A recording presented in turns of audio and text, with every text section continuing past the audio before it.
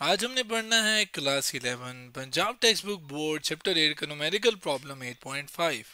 क्या कहता है न्यूमेरिकल प्रॉब्लम 8.5? पढ़ते हैं, समझते हैं और सॉल्व करते हैं। An unpolarized light of intensity 15 watt per meter square is incident on a pair of polarizers. The first polarized filter has its transmission axis of 50 degree from vertical. The second polarized filter has its transmission axis at 20 degree from the vertical. Calculate the intensity of light transmitted to both filters. सवाल ये है कि एक रोशनी है जो कि unpolarised है, यानी अभी उसको पोलराइज हमने नहीं किया। पोलराइज होने का मतलब होता है कुछ हिस्सा रोक देना और कुछ हिस्सा जाने देना। तो इस रोशनी की जो इंटेंसिटी है वो कितनी इसने दी हुई अनपोलराइज की, वो है 15 वाट पर मीटर स्क्वायर। ये कहता है कि इसको हमने दो पोलराइजर यानी पेयर ऑफ पोलराइजर यानी एक नहीं दो पोलराइजर से गुजारा। पहला पोलराइजर जो है उसका वर्टिकल के साथ, यानी ये अगर वर्टिकल लाइन ड्रॉ की जाए तो उसका उसने किस एंगल से गुजारने देनी है, वो एंगल जो है वो 50 है। ये एंगल है 50 डिग्री, यानी ये जो जिससे गुजरना है इस रोशनी ने वो एंगल जो है पोलराइजर का वो 50 डिग्री है वर्टिकल के साथ। जबकि जो दूसरा सेकंड पोलराइज फिल्टर है उसका जो ट्रांसमिशन है जो दूसरा क्या कहते हैं उससे फिल्टर है कह लें, उसका जो वर्टिकल के साथ एंगल है वो कितना है, वो है 20। वो कम है निस्बतन दूसरी वाली के। अब ये 20 है, ये 50 है। सवाल वो ये कह रहा है कि calculate the intensity of light transmitted to both filters, यानी दोनों से जब ये रोशनी गुजर के यहाँ आती है तो किस से कितनी आपके पास गुजर जाती है, कितनी यहाँ पर आ जाती है, ट्रांसमिट हो जाती है।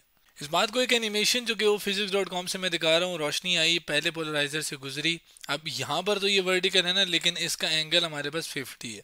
जैसे अगर मैं फ़र्ज़ करें, मैं आपको मिसाल ऐसे दूँ कि फ़र्ज़ करें ये रोशनी आई जो कि इससे गुजरी और इसका जो है 50 डिग्री है और अगले का 20 डिग्री है, इस एंगल से ये गुजर गई। देखें तो ये वर्टिकल एंगल इसका 50 बनता है वर्टिकल के साथ और इसका 20। अब ये दोनों से गुजरने के बाद यहाँ भी जो रोशनी आएगी वो कितनी होगी, वो हमने उसकी इंटेंसिटी निकालनी है। अब जो हमें चीज़ दी हुई है शुरू वाली जो रोशनी है उसकी इंटेंसिटी जो कि 15 वॉट पर मीटर स्क्वायर है। यहाँ पे एक चीज़ जो कि हम अभी सोल्यूशन की तरफ ही बढ़ने लगे हैं वो ये है कि देखें जो पहला होगा फिल्टर, जो मर्जी एंगल हो उसका, जब भी उसको हमने उससे रोशनी गुजरेगी तो वो क्या करेगा कि वो उसको 50% यानी हाफ उसको पोलराइज कर देगा।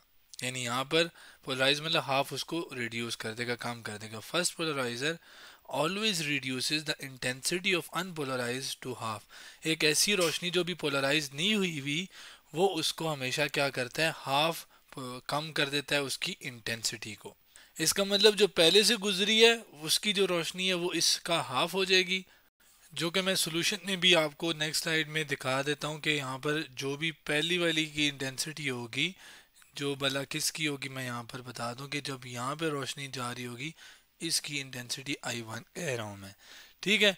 तो वो हमेशा बराबर होगी पहले वाले के हाफ के, मतलब अगर वो I0 जो भी है उसका हाफ किया जाए तो वो हाफ क्या है कि 15 है। 15 का हाफ हमारे पास कितना होता है, ये रहा कैलकुलेटर, उसको डिवाइड करते हैं 2 से 15 को तो आंसर आता है 7.5। यानी इतनी इंटेंसिटी है पहले वाले गुजरने के बाद। अब जब वो पोलराइज होगी जिसने यहाँ से गुजर के अब इससे गुजरना है, अब उसके ऊपर फिर हम मेलस लॉ जो है वो इस्तेमाल करके, जो कि मैं आपको दिखाता हूँ, वो हमारे पास क्या है मेलस लॉ। वो ये है कि जो रोशनी आपने थ्रो करवाई है एक जो कि पोलराइज्ड होगी, अब रोशनी जो कि थ्रो कराई है उसको अगर आप कॉस स्क्वायर थीटा से मल्टीप्लाई करो तो आपके पास जो गुजर गई है रोशनी उसकी इंटेंसिटी आप निकाल सकते हो। इसमें इंटेंसिटी ऑफ ट्रांसमिटेड लाइट, अब यहाँ पे क्या है कि ये वाली I1 है जो कि हमने इस वाले फिल्टर के ऊपर थ्रो की है।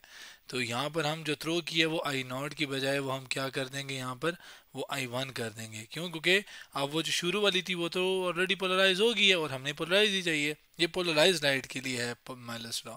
और आगे एंगल क्या होगा उस पर मैं बात करता हूँ, लेकिन लास्ट में जो आपके पास रोशनी आएगी यहाँ पर उसको हम I2 कह देते हैं, यानी जो ट्रांसमिट होगी वो I2 हो जाएगी। अब यहाँ भी असल रोला है एंगल का। एंगल का क्या रोला है यहाँ पर बड़ा कि देखें, अगर रोशनी आ रही है, अगर वो फिल्टर से ना गुजरे और पोलराइज्ड हो, यानी फ़र्ज़ करें यहाँ पर कोई वो ना लगा होता तो फिर तो हम सीधा सीधा 20 एंगल बनता है वो हम कर लेते हैं। लेकिन यहाँ पर अगर आप देखें, जिसको मैं ज़्यादा अच्छा इसी एनिमेशन की तस्वीर से बता सकता हूँ, क्या भला कि हमारे पास ये जो एंगल है वो है 50 जैसे मैंने बताया था, और ये एंगल कितना है 20। तो अब यहाँ से निकलने वाली रोशनी को अगर हम देखें तो वो इस 20 के लिहाज से अगर हम देखें तो वो, अगर ये 20 की लाइन है, फर्ज करें ये एंगल कितना है 20, तो वो ये वाला एंगल हमें देखना पड़ेगा, क्योंकि अब ये वाले एंगल के लिहाज से हमारे पास कुछ ना कुछ पोलराइजेशन होगी। अभी एंगल कितना है, सॉरी गलती से लिख दिया, ये एंगल कितना होगा जिसके लिहाज से ये पोलराइजेशन होगी, वो जाहिर है हम अगर टोटल से यानी ये पूरे से इसको माइनस करें, ये पूरा कितना है 50, 50 से 20 माइनस करें तो आंसर क्या आ जाएगा 30। यानी यहाँ पर हम एंगल जो निकाल लेंगे वो असल में बराबर होगा 50 माइनस 20, जो कि हम आपके पास बराबर होता है 30 के। तो 30 डिग्री हम यहाँ पे डालेंगे और इससे फिर कैलकुलेट हो जाएगा। क्योंकि वैसे एंगल जो होता है जो कि हम यहाँ पे डालते हैं उसमें ये होता है कि जो रोशनी जिसके साथ आ रही होती है वो वर्टिकल एक्सिस जो उसका बनता है वो हम एंगल पोलराइजर के एंगल के लिहाज से हम उसका देखते हैं। लेकिन यहाँ पर रोशनी आ ही 50 के लिहाज से रही है और यहाँ पे 20 है ऑलरेडी, तो फिर वो उसका जो डिफरेंस है वो हम करके पुट करेंगे। नेक्स्ट साइड पे मैं आ गया हूँ, जस्ट वैल्यूज पुट करते हैं और सॉल्व करते हैं। अब इसके लिए जो इंटेंसिटी थी वो थी 07.5। आगे कॉज में एंगल अब हम क्या डालेंगे 30 और उसका स्क्वायर लेंगे और उसको आपस में मल्टीप्लाई करेंगे तो I2 की वैल्यू आ जाएगी। तो यहाँ पर सॉल्व करने के लिए मैं कैलकुलेटर ले आया हूँ। 30 का हम लेंगे कॉज और जो भी आंसर है उसका स्क्वायर, स्क्वायर लेने के बाद हम उसको मल्टीप्लाई करेंगे 7.5 के साथ। 7.5 आंसर क्या आता है फिर 5.6। 5.6 अब हमारे पास आ गई वॉट पर मीटर स्क्वायर, जो कि इंटेंसिटी होगी जब दूसरे वाले से भी गुजर जाएगी रोशनी फिल्टर, यानी 20 वाले से भी गुजरेगी, जो कि यहाँ पे अब वो और भी कम होगी। अभी यहाँ पर कितनी थी 15, यहाँ पे कितनी थी 7.5, अब और कम होगी और अब कितनी होगी 5.6। तो ये था हमारे पास न्यूमेरिकल प्रॉब्लम 8.5। तो आज हमने class 11 Punjab text book board का चैप्टर 8 का न्यूमेरिकल प्रॉब्लम 8.5 सॉल्व किया।